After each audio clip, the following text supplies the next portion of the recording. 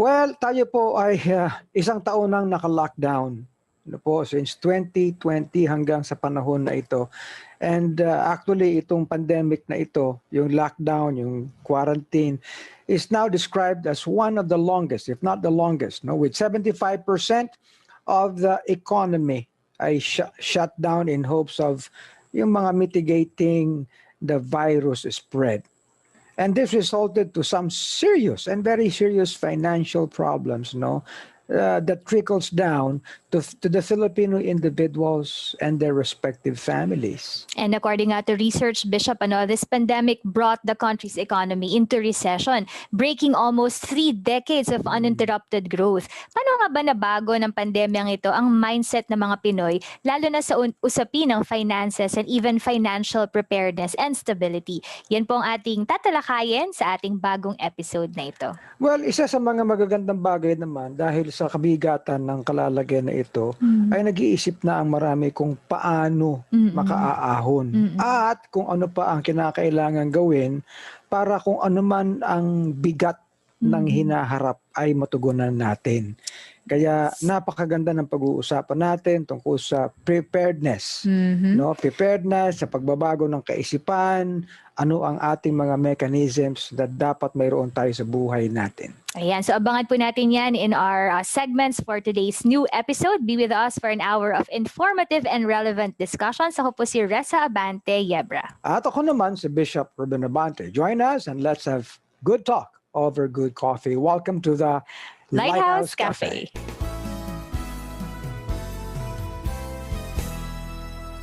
Well, let's go. The weekend once more have ito pong Lighthouse Cafe natin, itong segment na ito ng What's Brewing. Alam niyo itong What's Brewing ay tungkol sa kung ano ba talaga ang binubrew sa ating mga nangyayari. mga nangyayari. Lalo na sa kalalagyan natin ngayon sa pandemyang ito. In fact, isang taon na, Reza. Okay? Pero while people, no, talagang aware sa kung anong kalalagyan natin, ang pinag-uusapan natin yung dapat maging handa. Yes. Sa maraming aspect, Bishop. Oo, maraming aspekto yan. Lalo sa spiritual. Siyempre ako, I have been preaching that people need to be ready for eternity. Yes. Pero merong isang aspekto ng dapat na preparasyon ng tao. No, for the eventual point of, well, malungkot man sabihin, but a lot. We already have how many people na nagsuccumb sa COVID-related cases sa ating lipunan? To date, parang nasa more than 500,000 plus na po. In the Philippines lang yung po cases. yan. Yung pero cases, yung nagsuccumb.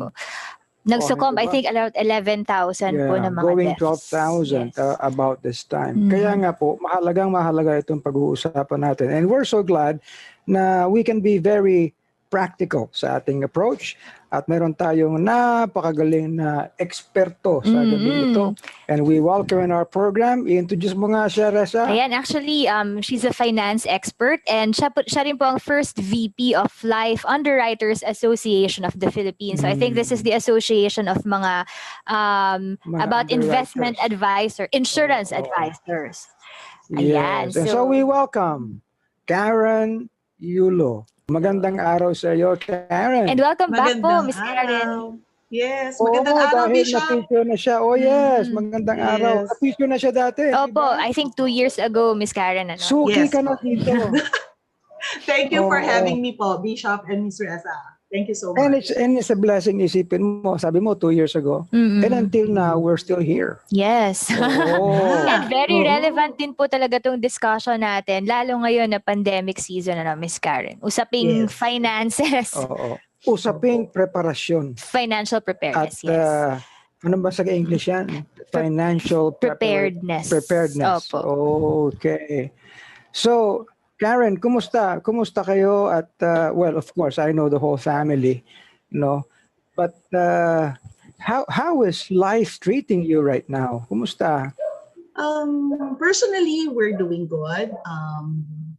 If yun po ang pag-uusapan natin, no, ngayon with regards naman po sa insurance industry or sa industry na kinakalooban ko, last year was a challenge for us. Actually, but because syempre parang everything stands still. lahat po huminto, di ba? So kami po, especially sa amin, sa industry, we do things usually face-to-face. But Oh, because of what still. happened, yes, because of what Mhm. happened, parang nag-stand still kami, then we have to really adapt. And Well, then to be upfront sa tanong kong yun kasi, how is life treating you? Kasi syempre, if you talk of financial preparedness, kinakailangan you also show that being prepared. Yes. yes, Oo. totoo po Ibig yun. sabihin, yung sinasabi mo dito is practically your life experience. Mhm. Opo. Oo. For me, ganun po ang nangyari. Everything stood still talaga. And then parang we just have to learn to adopt and adjust little by little. And then, syempre, the new normal came. So, naka-adapt na rin tayo. Pero ang dami pong realizations during last year. Okay? And then, one Ano of mga that, basic differences? Ano mga differences in your approaches compared to sa dating normal with the new with the new normal? normal. okay. Ang dating normal, sabi ko nga po kanina, we do face-to-face. When we discuss with clients, the importance of having an insurance policy, how to start saving and investing, all of this, we usually do it face-to-face. And then, ngayon po, everything can be done remotely na. So lahat, we can do it via Zoom, everything naka-digital application na kami. So maski na, kumbaga, from Apari to Hulo, kaya na namin silang i-accommodate dahil po we don't need to meet them personally anymore. And this was Tumawa ko allowed. yung coverage mo. Yes, Anyone. Geographical coverage. At actually, hindi lang sa Pilipinas, no, anyone else from the world. Actually, Okay. sa atin, for us insurance advisors here in the Philippines, we can only cater to here in the Philippines. Filipinos. We cannot accommodate our fellow citizens sa abroad. Hindi pwede I see. yun. Okay. Dapat local lang sila nakatira. Local lang Meron kayong geographical mga limits. Yes, kasi our licenses, all the insurance advisors license here in the Philippines is only up to here. Hanggang dito lang sa Pilipinas. So we cannot go beyond Philippine soil. Parang gano'n. Does that mean na yung preparedness sa iba ay, yun dito ay iba sa preparedness sa ibang mga areas? Yes, may kinalaman ba yun? iba-ibang treatment, pero Local setting, ano? Yes, sa setting lang po. Pero here in the Philippines, medyo mas delayed tayo when it comes to that. Yung financial preparedness, yung insurance awareness, medyo mas tayo doon medyo delayed. Kahit nakatira na sa Metro Manila po. I'm sure kasi iba yung like mindset sa Metro Manila versus even dun sa mga ibang regions, ano. Pero kahit ganun po, you would say na delayed pa din po ang natin. Yes.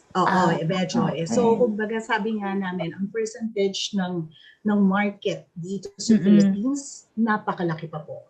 Kumbaga parang almost 10% to 15% lang po ang talagang merong knowledge about insurance, about investing, ganun po. Very limited. So medyo i-segue ko dun sa diretsong topic, ano. Anong pagkakaiba ng ang pinipresenta mo lang ay insurance sa financial preparedness? Well, kasi ang financial preparedness, it covers kumbaga all areas. Meron din na investing, meron din po yung insurance coverage, meron din tayong health preparedness or yung health plans na tinatawag. So, so marami pong areas kasi yan, Bishop.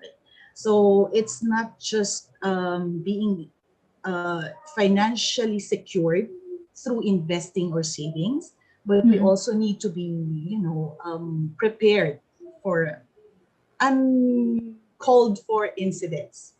Like yung nangyari nga nitong pandemic, di ba? Ang daming nangyari during that time. And then everybody realized, a lot of people realized that, oh my God, naku, wala pa pala akong insurance coverage, I don't have my emergency funds in place, wala pala akong savings, yung mga ganun po. So yung preparedness sa sinasabi mo, does it have degrees? Like for example, magpe-prepare ka to a certain thing na medyo light lang ang sitwasyon. di ba? Mhm. Or makakapag-prepare ka sa isang bagay na matindi ang Like kalalagyan. mga emergencies, ganyan. Or like Oo. mga katulad ngayon, Diba? yung mga unforeseen na circumstances. Right. Sa amin yung mga ganung kasing situations, like let's put it sa insurance coverage kasi it's risk sharing. Getting an insurance plan is actually sharing the risk with another company. So parang kasi everybody is exposed to risk naman eh. But the risk is a much too high a price to pay. So what we do is we resort to getting insurance coverages, insurance plans, or even investing para po yung bulk or yung gravity ng expense na yan, inahahati. Hindi natin shoulder lang all by ourselves. Yun po yung kagandahan nun, which a lot of us still doesn't understand or appreciate until now. Parang sa kanila kasi, it's still an expense. They treat it as an expense, so they do not prioritize it. But in reality, it's really risk sharing. Okay. So let's pag-usapan na muna natin itong sinasabi mo na financial preparedness sa area ng investments. Okay. Okay. Bakit investments? Investments kasi it's really growing your money. Wala pong security, walang matatawag na guaranteed returns kasi in investing, it's really risk related yan. If you want aggressive returns, there's high risk involved. If you are settled with yung low returns, then low risk lang na. Yun po ang investing. It's really risky. Now with other plans naman po, with let's say yun tinatawag natin na VUL or investment insurance plan, may guaranteed portion po siya. So lesser risk siya. VUL. It's a variable universal rate insurance products. It's a hybrid product. Insurance siya na may component na ng investment. So meron po siyang guaranteed portion. That's the beauty of it. Okay. So hindi ka bumibili, nag-i-invest ka. Hindi siya expense, kumbaga. Okay. Yun ang isang bagay, yun ang isang area na hirap tanggapin ng tao. Pero coming from ito po, na-mention nyo, Ms. Totoo Karen. yan, Bishop. Yes. Coming po from this new normal, nagbago po ba ang mindset? I think we have to like balikan po yun na nagbago ba ang pag-iisip ng mga tao when it comes to like that? Ano yung mga kailangang expenses? Alam mo, umaandar yung utak ko eh. Okay. Parang ano yan eh, para bang ang konsepto, no, kung halimbawa ang kalalagyan ng yung katawan mo, yung health mo, no? Ang utak ng tao, bibili ka ng gamot. Bibili ka ng gamot para sa kalalagyan mo o sakit mo. Compared doon sa mag-i-invest ka sa iyong health. Correct. Ganun ba yun? Para mas holistic po, tama ba? Yung investing, than looking at it as an expense. Is it just a matter of approach o talagang dapat itama? Bishop, kasi may iba-iba siyang treatment talaga. Yung iba po, they treat it as an expense because they cannot really picture yet the importance of having one. So sa kanila, gastos lang yan eh. Diba? Parang hindi ko pa kailangan yan kasi bata pa ako. O kaya marami naman akong nakatabing pera dyan, kaya hindi ko na kailangan yan. But in reality, you prepare for this. Why? Para po yun sinave nyo, yung nakatabi yung savings, hindi nyo siya magalaw. And you will just use whatever it is that you prepared for. Ito po ang gagamitin natin. So it's more of also preservation of wealth. Tuturuan mo rin sila maging disiplinado. Yes. Kumbaga may kanya-kanya kasi talaga siya. Inaalala tuloy ako. Siyempre, pag nagsasalita ka ng ganyan, siyempre, coming from, from where I come from as a preacher, no? Yes. Ang tao, kapag ang pag-uusapan ay pananampalataya kay Kristo, church life, ministry, involvement, ang tingin nila dyan, aksaya ng panahon yan. Marami akong ginagawa. Okay? So, ayaw nila. Kahit anong hatak mo, ayaw nila. Pagkatapos, when they come to the point na marirealize nila, haharap na ako sa creator ko. Yes. Saka magtatawag. kailangan pala namin kayo, ganun. Yes. O hindi ba? Yes. Pero Ganyan. hindi, dapat yon i-invest mo na. It's not at all an expense. It is an investment for eternity. O yan, nakapag-preach na ako. Sige, sa'yo na. Sige na, okay. Okay. It's a simple analogy. Di ba pagka ang kotse po, laging merong spare tire. Hindi pa natin siya kailangan, pero alam natin dapat may spare tire tayo. Bakit? It's because if something happens dun sa isang gulong natin, meron tagad tayong ipapalit. So, ganyan din siya supposedly ang ating mga insurance plans, ang ating mga investments. As long as we are prepared, alam natin meron tayong buffer na nandyan, naka-ready, that if something happens, this thing that we have prepared will have our family move on with their lives. Kumbaga, tuloy-tuloy lang ang magiging anytime na magkaroon ng flat tire. Yes. Pero nadagdag ako. Kasi, alam mo yung spare tire, chinecheck mo yun eh. Yes. Kasi in time, pag hindi mo tinitanan yung spare tire mo, nawawala ng hangin. Nawawala ng hangin. So pag nawala ng hangin, akala mo okay ka pa. Tapos umabot ko sa kailangan, wala palang hangin. Dalawang yan ang flat tire mo. Correct. Ibig sabihin, kung ano yung spare mo, inaalagaan mo din. True. That's true. That's true, Bishop. Tama ba yun? Opo. Very, very true. Kaya nga po, regularly, we have to update and check on whatever it is that we have already prepared for. Pwede na ako maging underwriter. Pwede po. Balikan ko lang, Miss Karen, yung mindset. Kasi coming from the pandemic, I think, yung mga nangyari ngayon, parang it forced people to rethink. Diba? Na parang, hindi pa pala ako financially prepared. Ano pong mga nagbago ngayon, would you say, in terms of how people now, prepare for their financial and stability probably sa future nila? Yes. Yun nga ang isang realization during the pandemic. Talagang a lot of people realized na, naku, wala pala akong nakaset aside na emergency fund. My savings was not enough.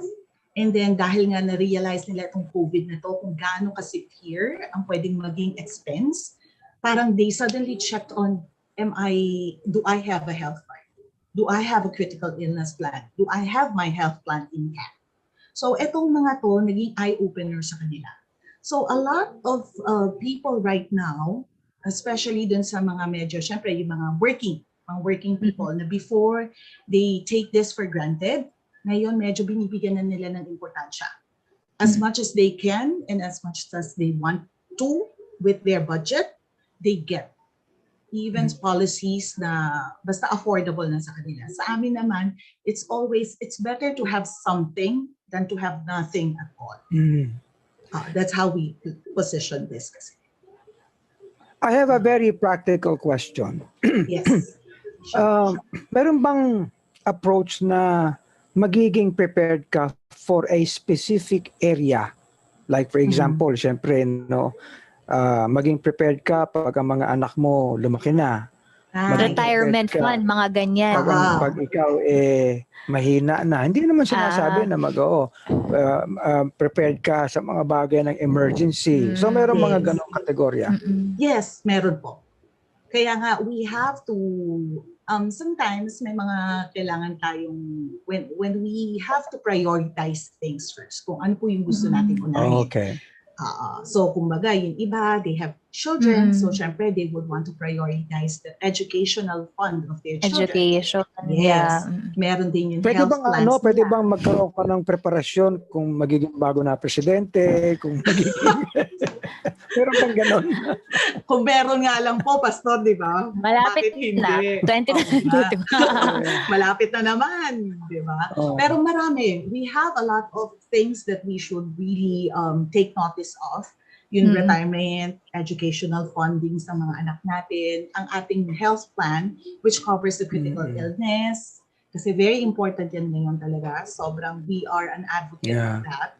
Ang critical illness, sobrang dami ng sakit na hindi natin naririnig before, pero ngayon parang iba-ibang klase na siya. And then, syempre, retirement natin. Okay, so these things, we really just have to prioritize. Ano yung unang mas importante na gusto mong paghandaan? Kasi not everybody is blessed to be able to prepare for it simultaneously. And this area of prioritization, you discuss with people, you discuss with the client, and they are Yes. the ones who make the decisions for themselves. Ganun pa yun? Yes. Opo. Kung ano po Oh. yung mas gusto nilang unahin, syempre we respect. For us, we just, kumbaga, give our recommendations based on how we see or how the clients answer our questions. And then from there, we make recommendations and then it's still the client's final decision kung ano po yung gusto niyang unahin. Yun. Siyempre, mas maganda kung kaya niyan lahat sabay-sabay, umpisahan niya. Pero kung hindi naman po, siyempre, we have to prioritize things. Ano po mga tips niyo siguro, Miss Carno? Lalo na kung saan nila ilalagay? Like, where will they place it? How do they choose? Lalo kasi ngayon, mahigpit ang money. Yes. Well, sa totoo lang, dahil sa sitwasyon din, ang daming mga lumalabas ng mga scams. Di ba? I guess, Bishop, Reza, alam niyo rin yan. Ang daming mga mapagsamantala pa din ng mga tao. Okay, they take advantage of the situation, so they will offer na, oh, this one, okay, ito, ganito, ganyan, we give you 20% interest rates, guaranteed, yung mga ganyan, mga, spiel. So, for me, I think the best thing first is to, before you get into anything, you have to check the company. Yung kumpanya po, na kung saan ilalagak nyo, yung hard-earned money ninyo. Siyempre, aside from the person who's talking to you, definitely naman, yun ang pinakauna eh. Kung sino yung kausap niyo. Siyempre, yung trust nandun sa taong kausap niyo. Yes, di ba? And practically, ang ginagawa nyo life coaching eh. It's life coaching. You make people learn. Yeah, sa iba po, it can be considered that way. We do that. Good. Then, siyempre, after you check out, siyempre, yung trust mo dun sa kausap mo, then the company na kine-carry nung kausap mo. But syempre, yung kumpanya na yan, you have to check. Since everybody is into the computer right now, Google nyo muna. How long has the company been in the industry? Gano'n na ba yung katagal? Gano'n na ba ka-stable yan? And if you really want to check, you can, if it's an insurance company, then go to the insurance commission and have it checked. Kung mga financial institutions naman yan, you can go to SEC and then check as well.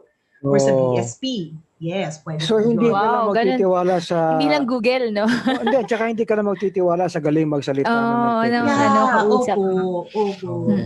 Oo, kasi minsan chain reaction yan. Lalo ngayon, ang daming mga magaling magsalita, fake news pala. Opo, is a prank. Is a prank siya.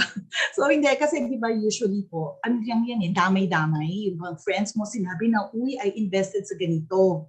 Ang ganda ng returns niyan, ganyan-ganyan, mag-invest ka din. So sama-sama, hawa-hawa.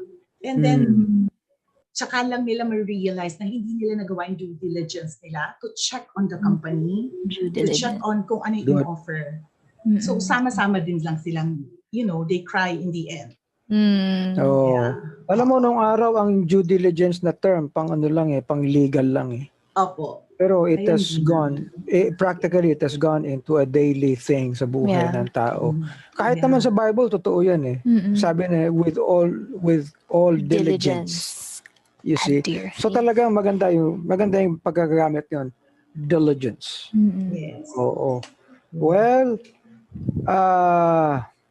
meron pa akong isang tanong. Yes. Yung bang bagay na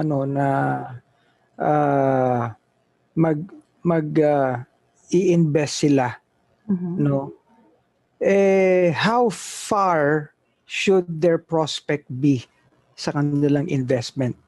You know, should it cover yung next generation nila? Kasi alam mo, may mga tao na pag nag-invest sa sarili nila, para sa sarili lang din nila eh. Di ba?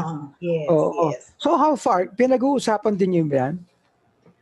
Yes, actually, Pastor. Pareho niyan. Kung pareho yung sinasabi niyo po na, kasi, just to give you a bird's eye view, ang insurance kasi, purely insurance coverage, who benefits from it is your loved ones. Because if something happens to you, they get something out of it.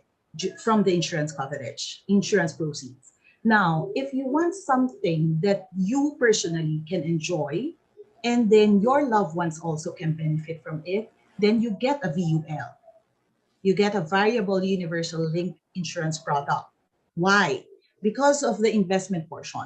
The investment portion becomes something that you can enjoy while you are still alive. And then the insurance coverage of it will be set aside For your loved ones. loved ones. Opo, yes.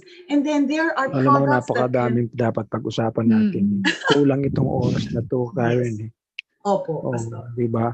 Yes, very vast. So basically ang pagpe-prepare actually it's not just for, of course gusto natin ma-enjoy din yung fruits of our labor dito sa buhay natin. Pero basically it's really more for the next generation, yung ating mga anak, mga may iwan. Yun talaga yung preparedness na yan na inaano natin.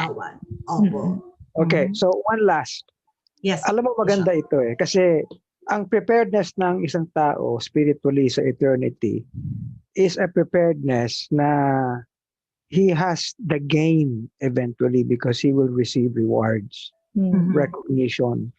Alam mo, ganito rin yan For example, nag-prepare ka, inabot ka ng emergency, inabot ka ng malungkot na bagay sa buhay mo, and then your children siguro ang nakinabang doon. Alam mo, yung reward nun ba, naku, maraming salamat kay Lolo, maraming salamat kay Papa, maraming salamat ganito sapagkat they have been very forward. Di ba? Yes.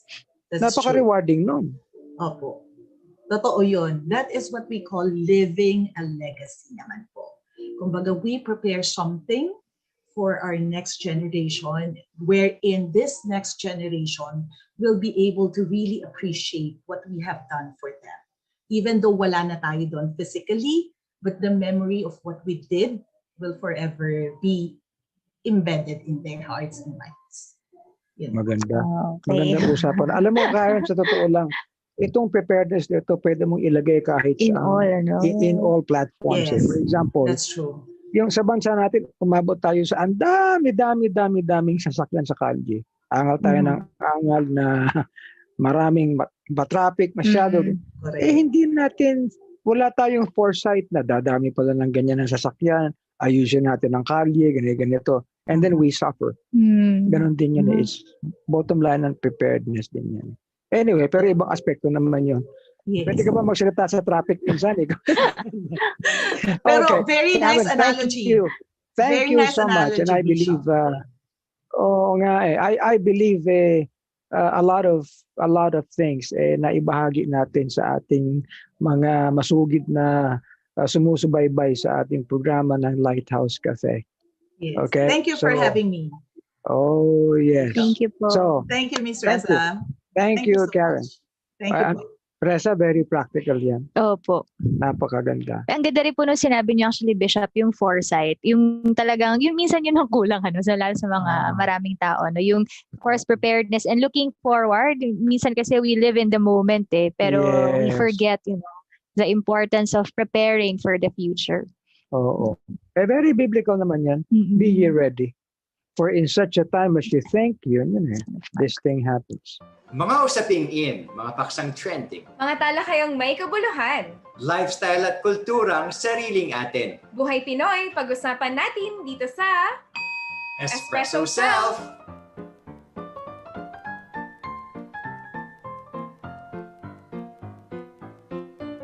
Financial stability and preparedness. Isang napaka-relevant na usapin, lalo na ngayon dahil sa pandemya. Alam mo, Antoinette, base sa isang study na kinonduct ng isang financial company, karamihan sa mga Filipinos ang nagsasabing they're not financially prepared for critical illnesses. At over 1.5 million Filipino families are driven to poverty because of these circumstances. Alam mo, totoong-totoo yan, no, Gabby? At sigurado ako na mas maraming tao or mas marami tayong mga kababayan na nararamdaman ng kahalagahan ng pagiging financially prepared, lalo na ngayong nagka-pandemya. At alam mo, napakaraming uncertainties, whether sa trabaho yan, sa kalusugan, at nakita natin ang impact ng financial crisis sa buhay ng maraming Pinoy ngayong pandemic. Yes, and speaking from experience, Antoinette, actually ako, mas naging aware ako na gumawa ng paraan upang maging financially stable nung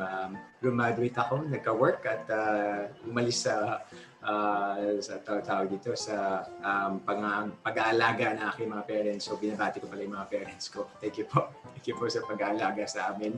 Magkakapatid. But Antoinette, as you grow, as you increase in responsibility, nung nagkapamilya ako, and as you mature, ay mas talagang lumalawak yung iyong foresight at saka yung desire mo to be prepared. So, tama-tama naman no, Gabby, dahil ang ating guest ngayon ay young yet very competent sa usaping finance. So, let's welcome sa ating virtual espresso self-interview, Ms. Diane Peralta, who is the Finance Supervisor of Scrub Global Services Incorporated, and Mr.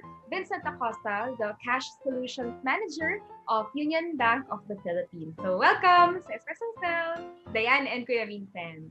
Hi, thank you. Hello. Hi Vincent. Hi Diane. Exciting. Antoinette, dahil usapang finances tayo ngayong sa ating episode. So a bit of a background muna siguro. Let's start with you, Vincent. Ano ba pinagkakabalahan mo this time? Yeah. So again, tama yung introduction no, na nag-work ako ngayon sa Union Bank of the Philippines as Cash Solutions Manager. So one of the reasons why nandito ako sa financial industry is because of my mentor, no, si Dr. Enrico Torres. So actually nung college ako, when I was choosing a course, I chose business administration. But nung magta-third year na ako, we can already choose a major, and I was really praying to the Lord kung ano yung major na kukunin ko, no? Ang dalawa kasi sa choices ko noon ay financial management and entrepreneurship, since yun nga, nanggaling ako sa family na merong business. So yun. Then syempre medyo nahihirapan ako actually mamili during that time, and I sought the advice of my mentor, which is who is Dr. Enrico Torres. So siya yung nag-guide sa akin, hindi lang actually sa pagpili ng course, pero along the way actually isang malaking influence talaga siya sa akin sa career path ko. So I've been with the banking industry actually for 10 years na, almost 10 years. Then I also have experience working for an insurance company as well.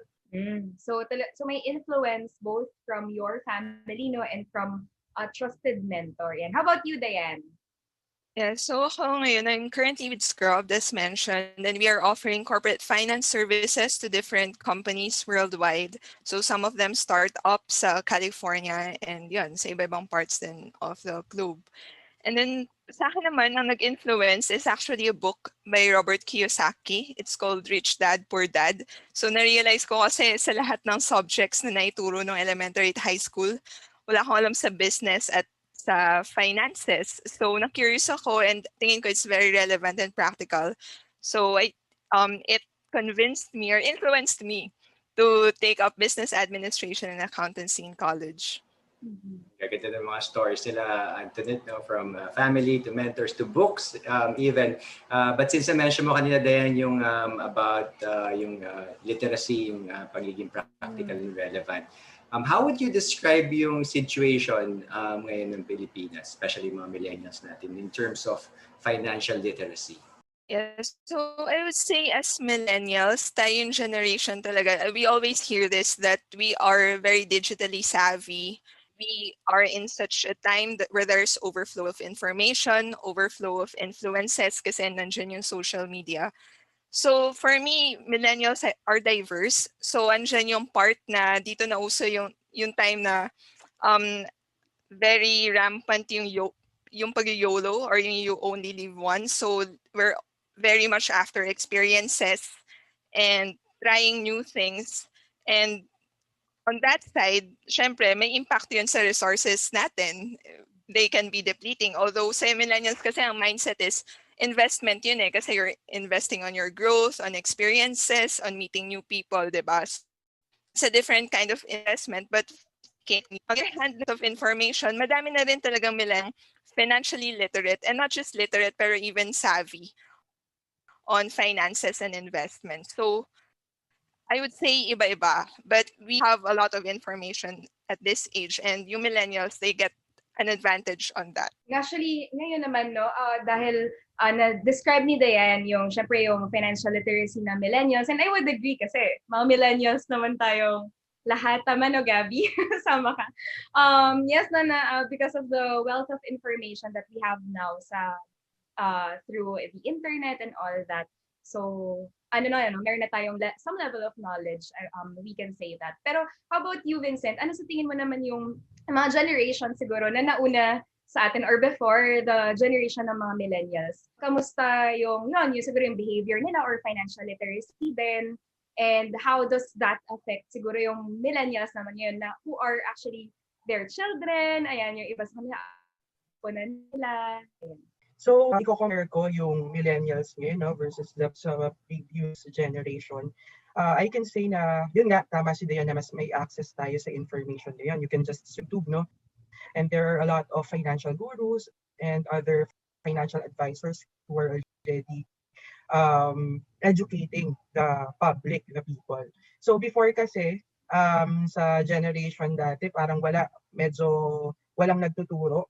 No, konti lang din kasi yung available. Parang siguro sikat na investment outlet before, hindi pa ganun ka well-educated yung mga tao.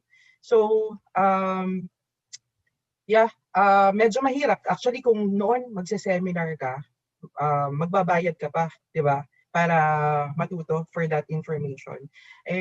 Pero ngayon, everything you can find sa actually online, di ba? Pag nag-search ka sa YouTube about investments, ang dami mong makikita iba't ibang klaseng investment outlets.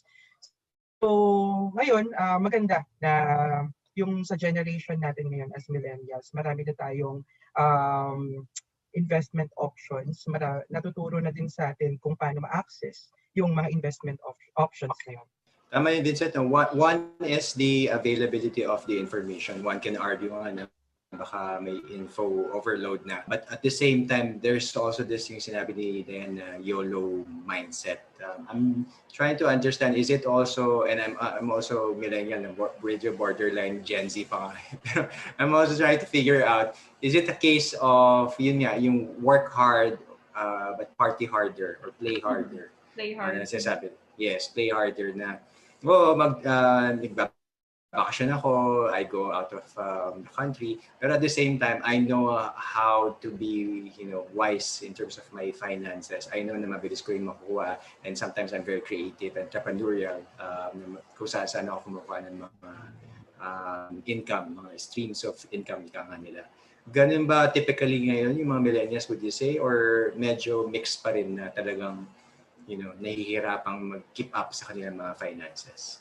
Medyo nahirapan din ako i-generalize even if I'm a millennial kasi being in the financial industry nga and with peers na rin naman, marunong din naman about managing finances. Parang so far, at least sa mga batchmates ko, okay naman, they're all doing well. So they can balance yun nga, yung experiencing new things like travel and at the same time save up or invest. So, yun yung, siguro it comes din kung gaano ka nasan ka na sa stage ng career mo. Siguro kung nag-umpisa ka pa lang, like I experienced before, mahirap siyang i-balance eh. Andun yung urge, andun yung influence, peer pressure to, to try new things. But at the same time, di mo pa kaya. But then, later on, as you grow sa career and syempre, nag-increase din naman yung resources or yung salary, mas na-afford mo na. So, and of course, with that comes the wisdom then on how to handle the finances. So yun, I mean, medyo nahirapan ako mag-speak and mag-generalize for all millennials. Yun. Totoo yan, no, Gabby? Kasi kahit ako nung nag-start ako mag-work, parang, wow, may pera akong hawak ngayon. So, alam mo yun, parang, I can do, for a lot of things. I can already afford. So, pero, eventually, parang, yun nga, natuto naman, ayan, nag-gain naman din ng wisdom on how we can manage better our finances. Vincent, do you want to add something? Yeah, so tama, agree din ako dun sa sinabi ni Dayan, pero siguro gusto ko lang idagdag na it comes with age also and maturity. Kasi yun nga, sa mga earlier years mo, pagkakagraduate mo pa lang, since medyo bata ka pa, pag may nakita kang gadget, gusto mo ma-enjoy yung gadget na yun, if you want to travel with friends, you can do so. So kasi alam mo na dadating yung point din na magse-settle down ka. So mag-iiba na yung priorities mo. So pagka umabot ka na dun sa point na yun, na tapos ka na mag-enjoy, tapos mo nang isipin yung mga ganung bagay, tapos mag-iisip ka na ng nagsisimula nang magbago yung priorities mo, nagsisimula ka nang mag-isip na, uy, kailan ba ako, am I getting married? Parang ganyan. Tapos, paano ko susuportahan yung future family ko? Ganyan. Pag umabot ka na dun sa point na gano'n, mag-iiba yung mindset mo. So, pero, ako, in-encourage ko even yung mga kakagraduate pa lang to already start investing kasi it would really make a difference, no? Lalong-lalo na dun sa maraming investment outlets natin na mas maganda kung nakakapagsimula tayo agad kesa dun sa magsa-start pa lang tayo kung kailan tayo pwede. Pero kung kaya naman natin mag-save at i-balance yung ma-enjoy natin yung hard-earned funds natin, no, through our jobs, tapos makakapag-save up pa rin tayo. Meron tayong formula dyan, di ba? Yung income minus savings is equal to expenses. Nauna mo lang tinatabi yung savings mo, meron ka ng savings at pwedeng ma-invest. And may enjoy mo pa rin yung mga gusto mong ma-enjoy. So, siguro dagdag ko lang, Antoinette and Gab. Napakadami ng information ngayon sa internet, no, na pwede nating makita. So, pwede kasing naririnig natin or napapanood natin yung mga information na gano'n, natututo tayo, pero hindi natin siya ina-apply. So, you should act on it. You should put it into application. Yun yung very important kasi. Kasi kahit alam mo siya, wide yung information, mabilis na may access tayo to investment outlets, may access tayo to those information. Kung hindi naman tayo convinced na dapat mag-start tayo mag-invest na, wala din mangyayari. Same lang din yung mangyayari. Thank you, Vincent. Siguro as we draw to a close this conversation, no, since we're talking to real millennials, Antoinette, siguro a piece of advice or wisdom, si Diane kept on saying that, in terms of, ano ba personally yung greatest learning ninyo, you know, as you go through yung career nyo, yung life nyo, and probably, and that's also the same advice that you would give to your co-millennials pagdating sa pag-manage ng finances? Parang greatest learning ninyo, kung may babalik lang ninyo. Bigyan na lang siguro ka ng example, no? Kasi merong nagturo sa akin, siguro mga kakagraduate ko pa lang during that time. Tapos bago pa lang din kumikita, syempre, kung yun na yung sinasabi natin, gusto kong ma-enjoy yung hard-earned money na yon. Pero in-offeran ako actually ng insurance. So that's one of the investment outlets, no? Tapos, actually, na-convince naman ako na important siya, tsaka pwede natin siya maging investment. So, kumuha ko for 1 year. 10 years to pay yun. Hanggang sa, sabi ko, ang bigat-bigat naman ito. Parang, di ko na ma-enjoy yung mga gusto kong i-enjoy. So, sabi ko, sige, next time na lang ako mag-i-invest. So, hindi ko tinuloy yung pagbabayad ng premiums na yon dun sa insurance. So, nag-lapse yung policy. Hanggang sa, hindi ko na-realize, no, lately na lang, nung napunta ako sa insurance industry, na-realize ko kung gaano ka-importante mag-start na maaga. Kasi yung premium mo, habang tumatanda ka, nag-iiba, tumataas din yung premium mo. So, pagka pinatagal natin ng pinatagal, let's say, hindi pa rin ako kumuha. Tapos, dumating ng 40 years old, 45 years old, hanggang 60 years old, pagka kukuha ka ng insurance at that time, sobrang mahal na ng premium mo. At again, depende rin kasi yung mga ibang may illnesses na during that time, hindi na rin sila ina-approve for insurance. So, yun siguro yung greatest learnings ko na pag tinuro sa'yo yung isang bagay, you should act on it and be diligent dun sa, for example, since investments yung pinag-usapan natin, be diligent dun sa pag-i-invest, dun sa investment outlet na yon. Kasi hindi natin alam, yung katulad nung ako, 1 year ako nagbayad. So yung binayad ko nung 1 year na yun, nawala na lahat yun kasi nag-lapse na yung policy. Hindi ko na rin siya ma-reinstate kasi medyo matagal na. Sumobra na dun sa allowed na time to reinstate the policy. So, yun. Okay, sa akin naman siguro more of expense management. So earlier in my career, nung time na siguro 2 to 3 years pa lang ako nag-work and I was in BGC and I was staying there, renting there. So ang daming, di ba, wala ako namang masyadong choices actually sa loob ng BGC and mahal. So, and then that time, kumuha pa ako ng credit card. So, ang bilis gumastos for me. Very impulsive.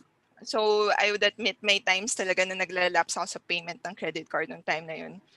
And nag-incur ako ng penalties until such time na nag-decide na ako na hindi to sustainable. So, yun. Yung naging solution for me that time was to go back to Quezon City. And of course, sa pag-change ng jobs, may corresponding increase din sa salary. And then, be with a family kasi hindi na practical for me to rent. And then, also nagko-contribute din ako sa gastos sa loob ng bahay. So, for me, ang naging key ko, until now, I still have the credit card. Pero namamanage ko na siya kasi nagbo-budget na talaga ako. I mean, ako din, alam ko in theory kung paano mag-budget, what budget is. Pero na-apply ko lang talaga siya personally that time. After, it was a hard lesson for me. So, ayun. So, kailangan talaga pag nagbo-budget ka, na-apply mo eh. Alam mo yung fixed costs mo, alam mo yung variable costs mo or expenses mo. And then, meron kang target savings so that na may specific timeline so that alam mo on a monthly basis how much you would target to save or and then invest kung that's part of your financial goal. So ngayon, strictly na monitor ko na siya. For me, yun yung greatest lesson is to budget and really monitor your finances.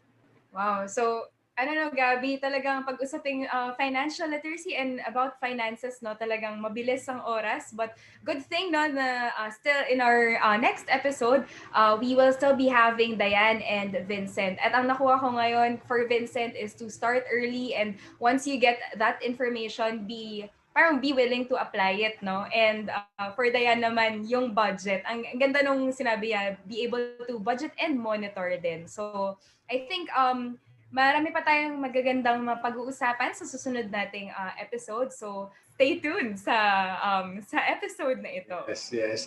Talagang sa usapan pa lang natin, parang feeling ko ang yaman-yaman ko na no, sa dami na natutunan ko.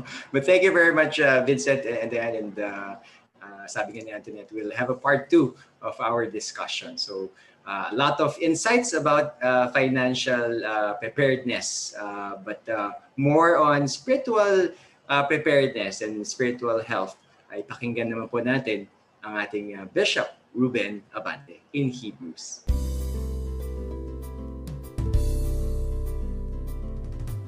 Welcome to Hebrews. Ito ang segment sa ating episode ng Lighthouse Cafe na naglalayon na bigyang daan ang mga katuruan, mga prinsipyo, katotohanan mula sa salita ng Diyos na maaari natin gamitin sa ating pang-araw-araw na buhay off from the topics na pinag-uusapan po natin sa Lighthouse Cafe. Ngayong episode na ito ay pinag-usapan natin ng pagiging prepared. At kinakailangan in every aspect of life ay gayon po tayo.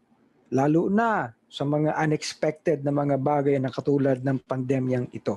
Okay?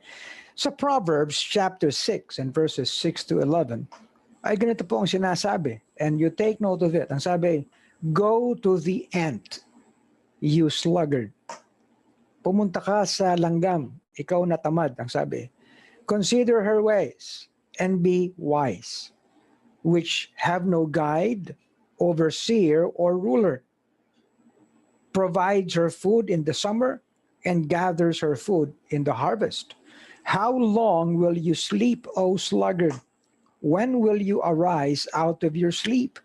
Yet a little sleep, a little slumber, a little folding of the hands to sleep, so shall your poverty come as one that travels, and your lack as an armed man.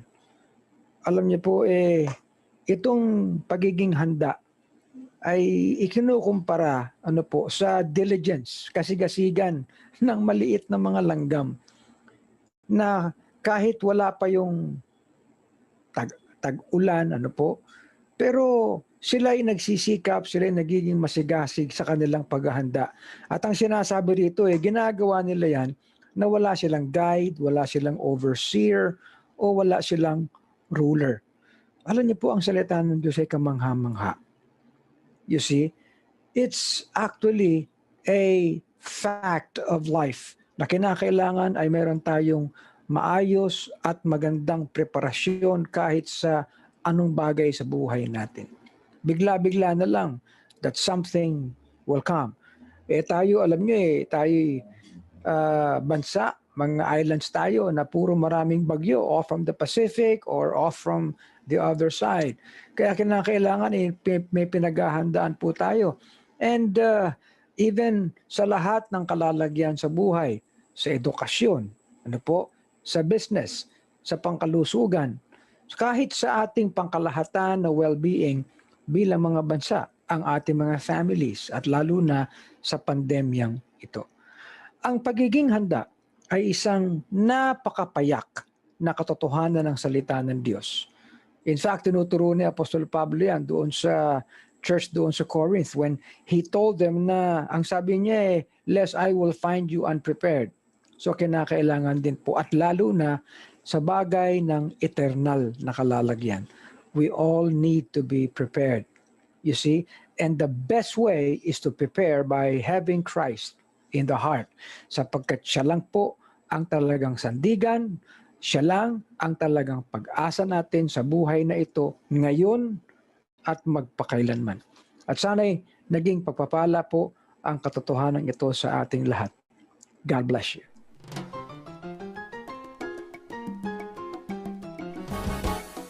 Ayan, Abel, finally ay nagsimula na nga ang pagpapabakuna kontra COVID dito sa ating bansa. At sigurado ko ang mga viewers din natin ay nakaantabay talaga dito sa pagdating nga nitong mga vaccines. At sinimulan yan ng Sinovac and just recently ay dumating na rin daw ang AstraZeneca. Alam mo, tama ka dyan, Erica. Actually, nakikibalita din ako dun sa status ng vaccine program natin. At isa sa mga magandang bagay na nalaman ko ay mas nagiging positibo na yung pananaw ng mga kababayan natin sa vaccine. If you'll remember in the past episode, nag-share ako ng survey na nagsasabing only 25% or about 1 in 4 Filipinos ang may positive na pananaw tungkol sa vaccine. Pero ngayon, mukhang dumadami na sila dahil yung mga nagpabakuna ay kakaunti lamang yung mga nababalita na adverse effects. In fact, yung mga key hospitals natin dito sa Metro Manila and even in other major cities in the country ay nagsimula ng magbakuna sa kanilang mga frontliners. And we see a good response among them. Totoo yan, Abel. Actually, ako rin, some of my frontliner friends and family, ayan, alam ko na nakakapagpa-COVID-19 vaccine na sila. Kaya naman, vaccine-related pa rin ang ating pag-uusapan sa ating bagong episode. Actually, parang naging series na to, Abel? Dahil talagang very timely itong usaping vaccine ngayon. Pero this time, debunking common vaccine myths naman ang tatalakayin natin. Actually, Abel, kahit ako personally, nakakarinig na rin talaga ako ng napakaraming myths tungkol sa COVID-19 vaccine, no? So, yung iba sinasabi, naku, pag nag-vaccine ka, magkaka-COVID ka. So, yung iba naman sinasabi na pag nagpa-vaccine ka, ay hindi ka na magkakaroon ng COVID. So, pwede ka na hindi mag-mask, hindi mag-social distancing. So, yan, ang dami talaga. Di ba? Meron pang nabasa ko, meron naman sinabi na may tracking device daw yung So, parang pag nagpa-vaccine ka, may yun? Yung microchips, yung mga ganun, di ba? So, very, very tech-savvy nung mga ganong mga myths. Pero ikaw ba, Abel? Nako, actually, madami talagang ganyang conspiracy theories about the effect of vaccine. Iba nga sabi, magiging infertile ka daw. Diba? Kapag nagpa-vaccine ka, o kaya bawal for those with certain type of allergies, and all that. Madami tayong narinig na kung ano-anong klase ng news about COVID vaccine. Pero we can only be sure about it when we listen to the experts because they would know kung ano talaga yung effect nitong vaccine na to. Kaya ano pang hinihintay natin? Let's hear it once again from our resident doctor and expert on this topic. Walang iba yan kundi Dr. Aika Esidol. Welcome back po, Doc Aika. Hello, magandang araw, Abel. Magandang araw, Aika. Hello po. Yan, so very interesting yung mga yung intro ninyo, yung mga myths at mga nababalitaan. Napakarami nga talaga. Oo. Ako ay isang medical doctor na hindi ako expert sa infectious disease, no? But I am an internist, no? Internal medicine. I see adult patients, no? I specialize in nephrology. So, disclaimer lang, di ako eksperto sa infectious disease kasi that's the subspecialization, di ba, of mga COVID vaccines, no? Pero, yan, sabi ko nga, very interesting yung mga comments and intros and myths na naririnig natin. And maganda kang linawin, no? Isa-isa yun. Opo. Doc Aika, if you'll remember, last week po, pinag-uusapan natin that yung vaccine bago siya ilabas ay dumadaan po yun sa trials, diba? And it's being tested to a certain population. Gusto lang po namin malaman, itong mga vaccine na to na nakarating sa atin, paano po ba ginagawa itong COVID vaccine trials? Yes, no? So, syempre, Abel, maganda yung question mo, no? Like tayo, kung pag nag-grocery tayo, di ba? Tinitingnan natin yung product inserts, no? Kung ano bang meron dito, ganyan. So, very prudent din for us to hear about paano nga ba ginawa yung trials na ito, no? So, actually, maraming trials, no? Maraming mga vaccines na na-out ngayon that underwent trials. So, basically, they will get participants or subjects dun sa trial na yun with their informed consent. So, dapat pumayag yung mga tao na yun. And they will be randomized. No? Meron syempre, may criteria, may inclusion and exclusion criteria for those participants. And they will be randomized. So, ilalagay sila sa dalawang arms. No? So, yung isang arm, yun yung vaccine arm. Or for us doctors, we call it treatment arm. So, sila yung mga bibigyan ng bakuna, real vaccines. And yung control arm, no, sila naman yung bibigyan ng bakuna, pero sila yung placebo, no? Narinig niyo yun, Abel, no? So, bibigyan pa rin sila, i-inoculate pa rin sila, pero hindi siya real vaccine. So, both are blinded. So, hindi alam ng participants, hindi alam ng nagbibigay kung ano yung makukuha nila, no? So, and then they will be observed for a specific time period who among them will develop symptoms, no? So, symptoms ng COVID. So, kunyari ako, Abel, nandun ako sa treatment arm pero hindi ko alam, no? So, pag meron ako naramdaman na nag-fever ako, nag-cough ako, i-inform ko yung study trial na nag-fever ako, nag-cough ako, anong gagawin? So, iti-test sila for COVID. So, kinumpare nila, Abel, no, kung sino yung mga nasa treatment arm na nabigyan ng real vaccine at nagkaroon ng symptomatic COVID, at sino yung nasa placebo, yung mga wala talagang hindi real vaccine, at sino yung mga nagka-COVID. And then ito yung inanalyze nila, ito yung kinumpare nila. No? So ang dami nating naririnig na percent like this, percent like that. No? So ang outcome ng studies na yon, kung ilan ba yung percent ng study population ang hindi nagkaroon ng symptomatic COVID. And most of the vaccines na nilabas ngayon, no, have surpassed dun sa threshold na sinet ng FDA at ng WHO, no, yung magic number na 50%, di ba? So, yung 50% na yon, no, so, inanalyze ng WHO, sino ba yung trials na pumasok dun sa 50%. Yun yung binibigyan nila ng approval, no? Or yun yung binibigyan nila ng EUA, no? Para mabigay sa public. So very very na-scrutinized, no? Or talagang na pag-isipan yung mga bawat steps nung trial. Bago ipasa sa WHO at bago sabihin ng WHO at ng FDA, sige go, pasok yung vaccine na yan. So yun na yung mga naririnig natin na Pfizer, no? Sinovac, AstraZeneca, Moderna sa USA na more than 50%. So pwede yan ibigay, no, sa public. Under EUA, under emergency use.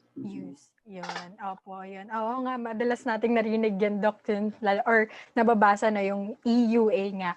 Pero knowing this, yung mga ganito, Doc, kasi meron ding mga myths na sinasabi na parang ang bilis naman after, 1 year or and a half, parang meron na agad vaccine, baka naman hindi yan effective talaga kasi parang minadali or something. So, with this myth, Doc, paano nga po ba natin masasabi na safe po itong COVID-19 vaccine? Yung safety profile ng vaccine, actually kung isa-isa, nabanggit natin to dun sa previous interview natin, kung isa-isahin mo, ako, ang concern ko ay pag mabigyan ako ng vaccine na yun, basta ayoko ng mortality, ayoko ng death, no?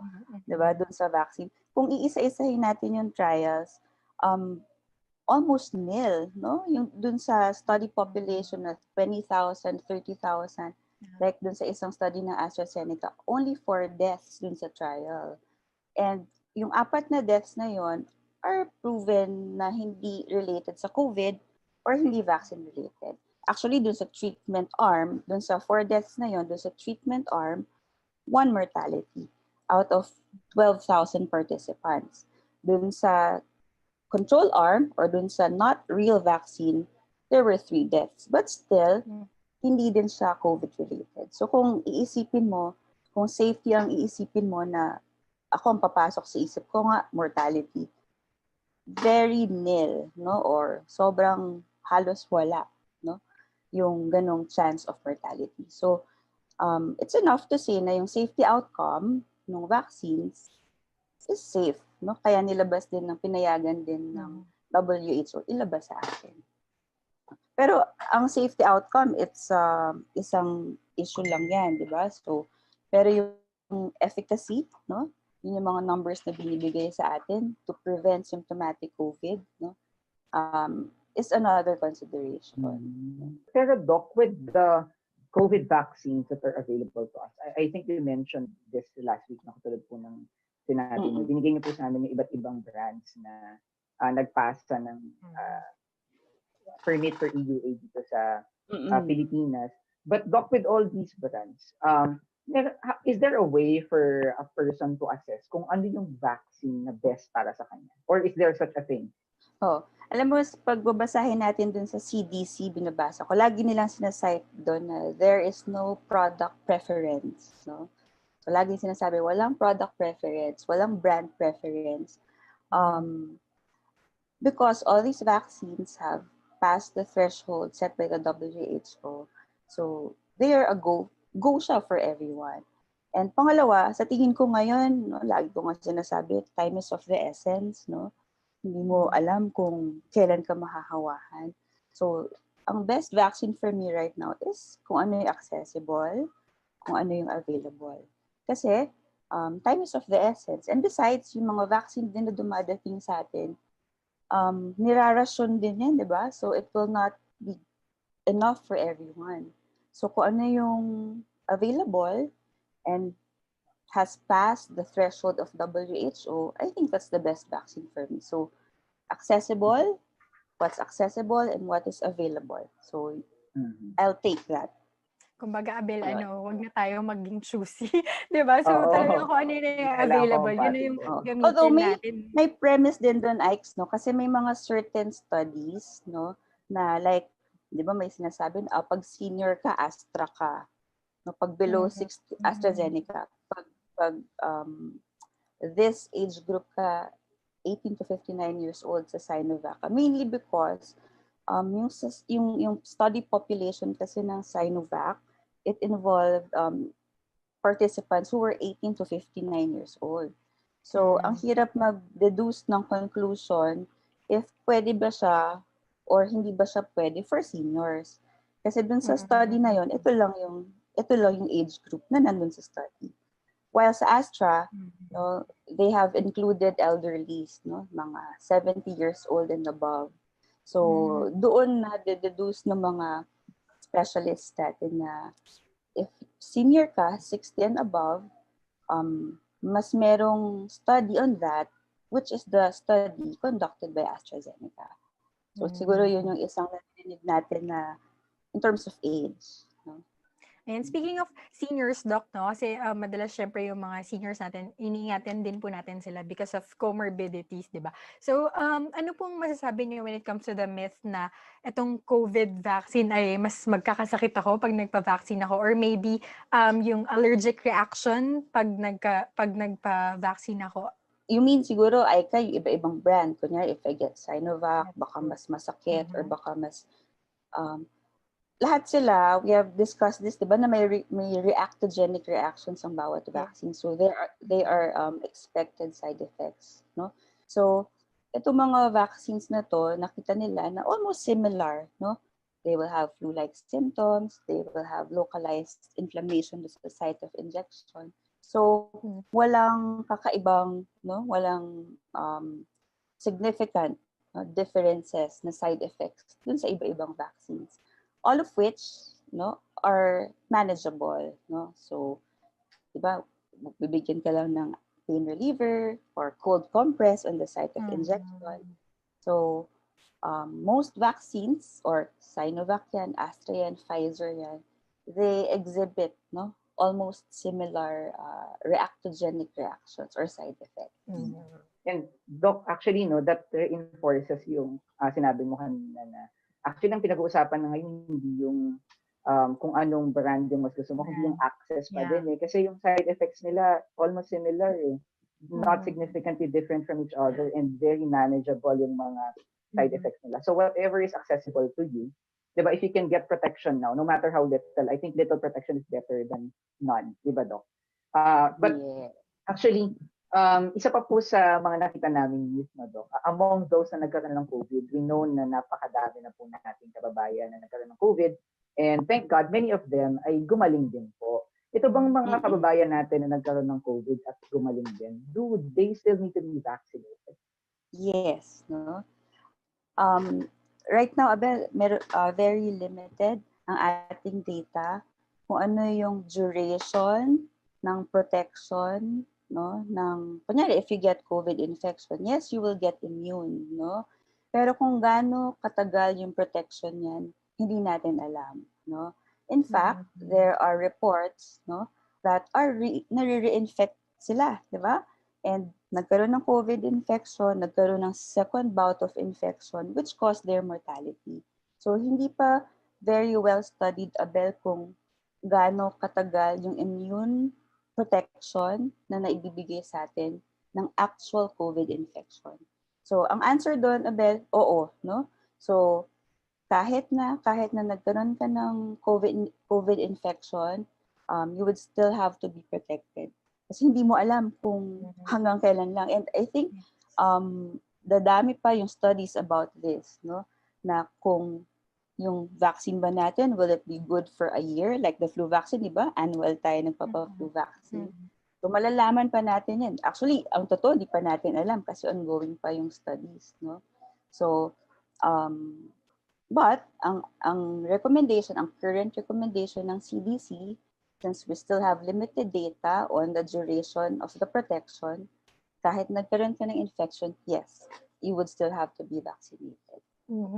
Yan. So kahit po nakapagpa-vaccine na, ibig sabihin, Abel, kailangan mag-mask pa rin tayo, mag-face shield, mag-social distancing, and kung hindi naman natin kailangan lumabas, ay huwag na nga tayong lumabas na dahil hindi nga natin alam kung hanggang kailan ba ito nga yung protection natin with this vaccine. No? Pero balik naman. Ang vaccination or ang immune response ng vaccine is not real time. Ibig sabihin, pag nabakunahan ka ngayon, protected ka na, no? So hindi ganoon. Kunyari na-vaccinate ka ngayon, no? From their study, around 2 weeks, no, bago mag-mount yung immune response mo, bago ma-activate yung antibodies mo to give you protection. So ibig sabihin, may mga questions din minsan na na-vaccinate ako nung a week ago, pero nagkaroon pa rin ako ng COVID infection. Is it because hindi effective yung vaccine ko? So, ang explanation doon, one of the explanations that the experts would say, baka nung na-vaccine ka, you went out, and then during that window, na wala ka pang adequate immune response, that's the time na nahawahan ka ng COVID-19. because hindi real-time ang pag-mount ng immune response with the vaccine. Kaya, tama yung sinabi mo, Ike's, no? So, even if you get vaccinated, kailangan mo pa rin ng protection. You still have to wear mask. You still have to practice social distancing, no? So, hand washing, kasi hindi siya real time. So, you still have to do those things.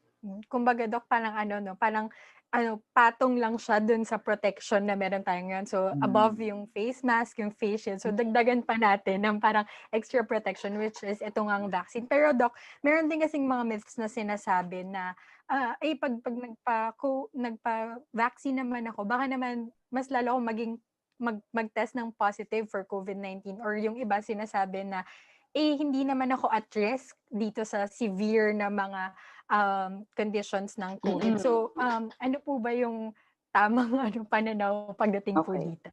Oo. So, actually, yun yung isang tinatanong. Pag hindi ako nagka-COVID. Pag nabukunahan ba ako, pag nag-test ako, anong result? So, two things yan, Aika, no? So, if you're talking about test of current infection, no? Mind you, no, itong vaccines na to, hindi siya live vaccines. Hindi siya enough na mag-cause ng sakit talaga, no, sa host, no? Kasi yung vaccine na binibigay sa atin, pinahinang vaccine siya just to trigger our immune system. So, kung like current infection ba, like ano yung mga test natin for current infection, RT-PCR or rapid antigen test, no, they will still turn out to be negative, no? So, pag nag-vaccine ako at nag-antigen test ako, anong result, anong expected result, negative siya. But, if we are looking at yung previous infection, so, antibody test na yung tinitignan natin doon, no? So, since dun sa vaccine, tinitrigger yung immune response natin, pwede tayo mag-positive sa IgM, sa antibodies. IgG. So, IgG, ibig sabihin, remote infection. IgM is acute infection. So, kapag tinest ka of antibody testing, after a vaccine, your IgG antibody test might be positive. So, ibig sabihin lang yun, na nag-mount yung iyong immune system of a response dun sa vaccine na binigay sa'yo. Therefore, effective po yung vaccine, no? Kasi yun yung intent ng vaccine for you to have that antibody. Yes. Tama po ba, Doc? Okay. Yeah. Yes. So, actually, it's great na ang dami nating na-debunk na ngayon, di ba? Ang dami nating nalaman. Wala dun sa mga, parang iba naging overconfident na kapag halimbawa nagkaroon ng vaccine na lalabas na kasi nga hindi na magpa-face mask or face shield. At least we're able to clarify that, no? And of course, yung kahalagahan mismo ng pagpapavaccine, because I believe meron pa ding mga viewers natin ngayon, Doc Aika and Erica, na hindi pa rin kumbinsido sa kahalagahan ng vaccine. So, once again, Doc Aika, we want to ask, I know we've done this last time, but we want to reiterate, no, at to reinforce talaga yung kahalagahan ng vaccine. Any message po sa ating mga viewers about that? Oo, alam mo, Aben, may mga nagsasabi niya na ayoko magpabakuna, hindi naman ako lumalabas. Ayoko magpabakuna, sa loob lang naman ako ng bahay. Pero ang reality dyan, Abel, there's no way to know how COVID-19 will affect you, di ba? Hindi mo alam kung mild ba sa'yo, severe ba sa'yo, o ano ba yung long-term effect sa'yo. Diba? So, ang sagot lang doon is you have to prevent it. No? So, doon pumapasok yung primary prevention na yun yung tool ng vaccine is to prevent. Kasi you will never know no? Hindi mo pwedeng sabihin sa bahay ka lang. Getting the protection for yourself, it's like protecting din yung iyong nanay na senior, diba? Protecting din yung tatay mo na diabetic, no? So, because it actually prevents symptomatic COVID. You're just not protecting yourself. Pero yung mga nasa paligid mo. And then pumapasok yung herd immunity, diba? Okay. Nako, maraming salamat po, Doc Aika. No? Madami kaming natutunan ngayong gabi. Ako, particularly sa akin, na-realize ko yung ano talaga, time is of the essence. No? Kung kaya mong magkaroon ng vaccine ngayon, take na natin yung opportunity. It's not really about the brand of the vaccine. Kasi we have to understand yung pinaka-importante dito, yung access to the vaccine. So if you have access to the vaccine, be vaccinated now and be protected. No matter how little the protection is, it's very, very important to be protected as soon as possible. Not only for yourself, but also for your loved one. Diba, Erica? Yes, totoo yan, Abel. No? Kaya maraming salamat po muli, Doc Aika, sa inyong mga naibahagi po sa amin ngayong araw na ito. At bitin man po sa oras, pero sa ating mga viewers, sana po ay nasagot na po ang inyong mga katanungan or yung mga myths po na narinig po natin. At i-share po natin sa ating mga kamag-anak, sa ating mga kaibigan ng tamang impormasyon tungkol po dito sa COVID-19 vaccine. At sabi nga po ni Doc Aika, time is gold. Kaya po, i-take natin yung opportunity kung meron po tayong privilege na magkaroon po nitong vaccine na to, ay i-grab po natin ito at kahit anong brand man po yan. At tandaan po natin na ang ating kalusugan na ibiyaya ng Panginoon at dapat po pag-ingatan po natin ito at isa pong pamamaraan dyan ay ang pagpapabakuna. Kaya po para pa sa mga karagdagang pang impormasyon sa ating kalusugan, abangan niyo po kaming muli sa susunod na linggo dito lang sa Health Talks!